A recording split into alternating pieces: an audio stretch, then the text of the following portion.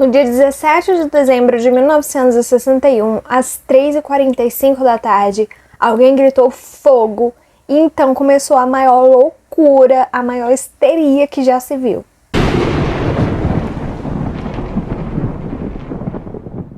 Oi gente, tudo bom? Bem-vindos a mais um vídeo do canal. O vídeo de hoje eu vou contar pra vocês uma tragédia que aconteceu no Brasil em 1961. Era dezembro de 1961 quando o Gran Circo norte-americano chegou em Niterói, no Rio de Janeiro, e todo mundo queria assistir o espetáculo do circo. O circo ele tinha 60 artistas e 150 animais e 20 funcionários para tomar de conta ali de tudo. Então era um circo gigantesco e prometia ser um espetáculo incrível. O Gran Circus ele dizia ter um diferencial, que era sua lona feita de um material especial que não esquentava, então era um material super tecnológico.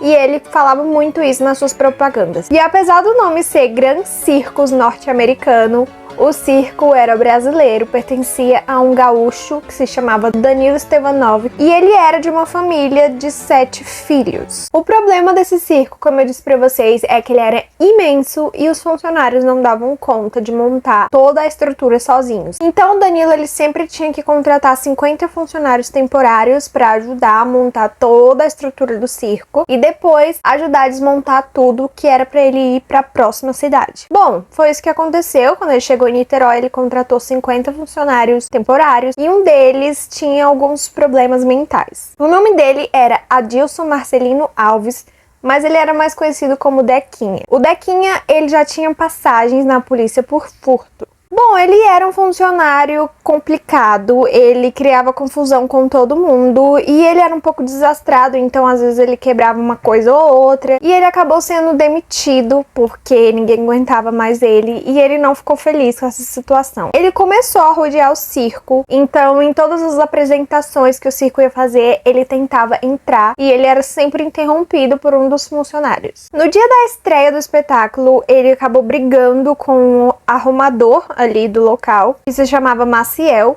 Ele tentou entrar e ele foi impedido por esse homem. Então Dequinha, ele ficou muito puto da vida e ele começou a achar que o Maciel tinha sido a causa da demissão dele.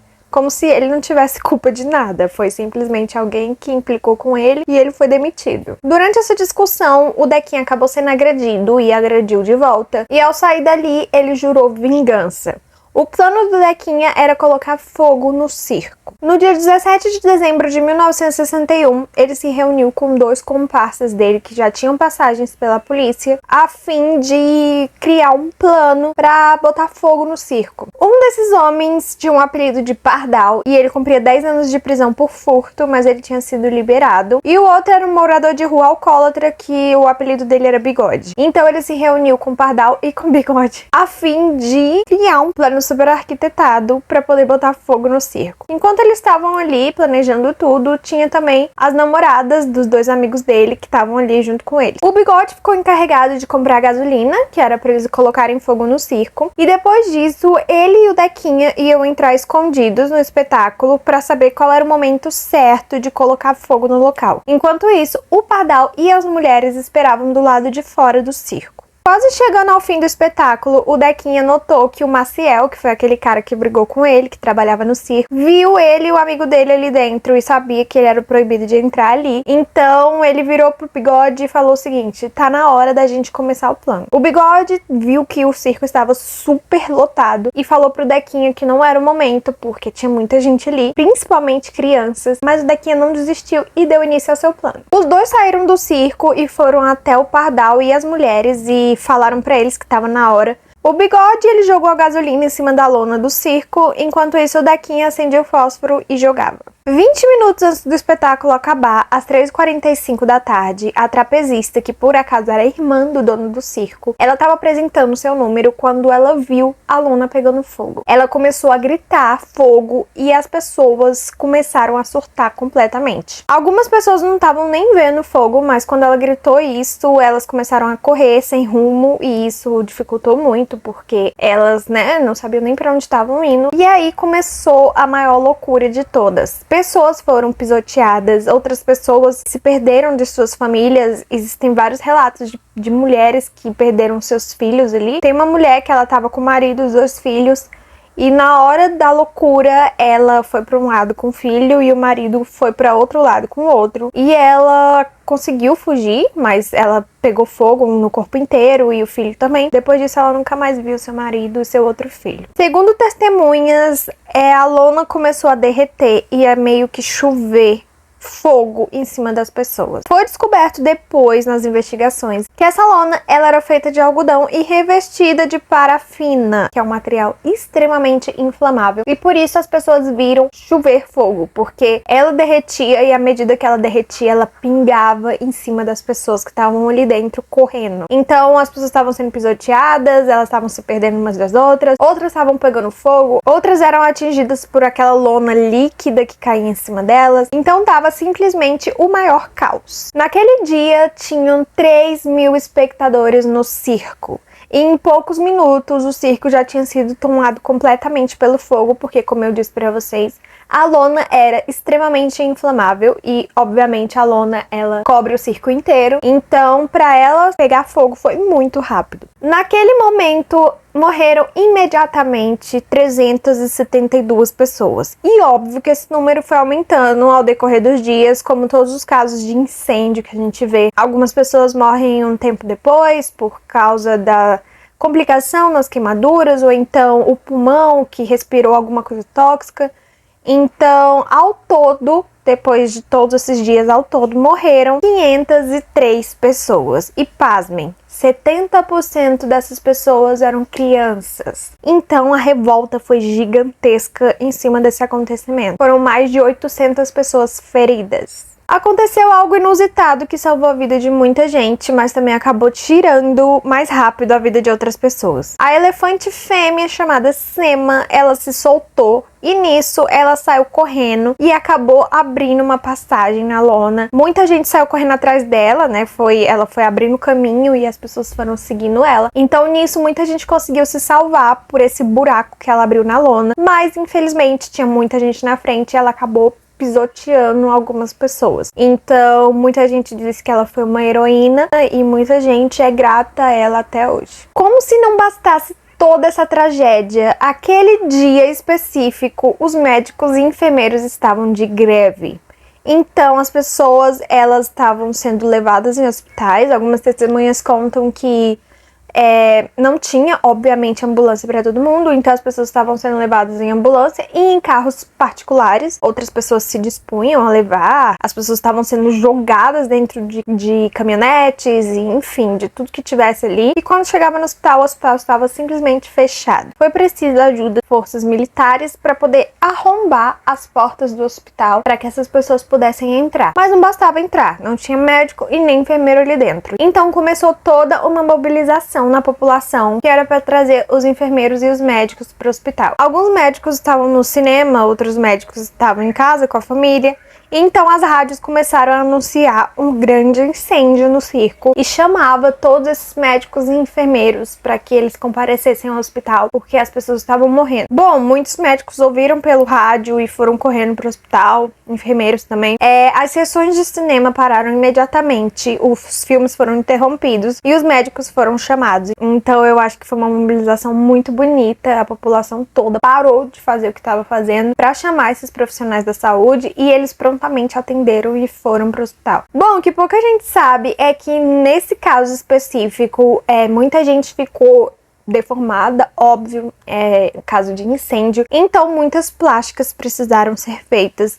E foi aí que o Brasil começou a se tornar o maior em plásticas do mundo, porque aquilo ali meio que obrigou os médicos a desenvolverem novas técnicas de cirurgias plásticas. Inclusive, teve um dos casos pioneiros de uso de pele liofilizadas. Um dos artistas do circo, que era um palhaço conhecido como Treme Treme, ele fez várias declarações à polícia dizendo que o circo tinha muitas coisas irregulares.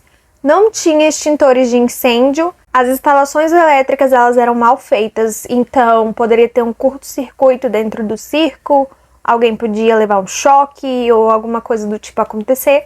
Era um circo, como eu disse pra vocês, com 150 animais. Então, pra uma catástrofe acontecer ali, era questão de tempo, apesar de ter sido um incêndio criminoso. Então, não foi nenhum erro técnico, nem nada. Foi, né, uma pessoa colocou fogo porque ela quis botar fogo, o que é mais bizarro ainda. E ele disse também que não tinham saídas de emergência dentro do circo. Ou seja, se o circo pegasse fogo, não tinha extintores de incêndio.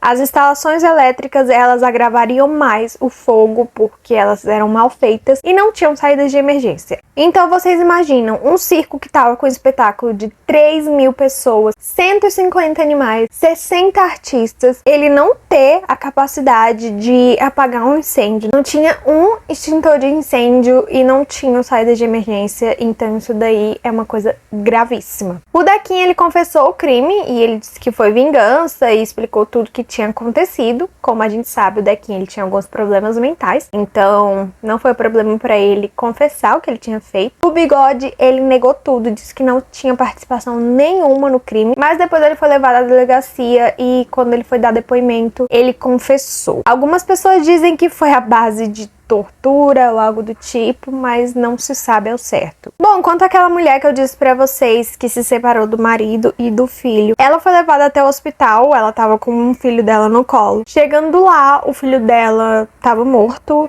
Ela disse que provavelmente ele já estava morto há muito tempo, ele já deveria estar morto dentro do circo, mas que ela não quis aceitar e talvez por estar em choque, ela não queria acreditar e ela não largava esse filho. Para os médicos e enfermeiros separarem os dois foi muito difícil, porque ela gritava e ela não queria soltar o filho dela, mas infelizmente o filho dela faleceu e ela acabou sobrevivendo. Na verdade, os médicos até chamaram um padre para dar extrema-unção para ela, porque eles não tinham esperança nenhuma de que ela sobrevivesse. No caso, o médico deu para ela no máximo 2 dias. Ela não iria sobreviver, ela tinha sido tomada pelo fogo no corpo inteiro, enfim, mas ela disse que ela não sabia que os filhos tinham morrido, nem o marido, então ela tinha uma sede de viver, porque ela pensava assim que o que seria deles sem ela tinha que voltar para cuidar da família dela. Isso deu para ela uma razão para lutar, e ela lutou e ela sobreviveu. Ela morreu muitos anos depois, com 81 anos. Bom, eu imagino o choque dela depois de descobrir que sobreviveu, mas que sua família inteira tinha morrido. Deve ter sido bem pesado pra ela. Mas enfim, tem várias histórias de pessoas ali relacionadas ao circo que sobreviveram e tem traumas assim absurdos porque viram muitas coisas que aconteceram. Então assim, depois de 30 anos do acontecido, ela ainda tinha pesadelos com aquele dia e eu imagino que seja bizarro mesmo. Você vê várias crianças morrendo queimadas ali, pisoteadas e gritos e o pânico e imagina, deve ter sido uma coisa terrível. E esse é considerado um dos maiores incêndios do mundo.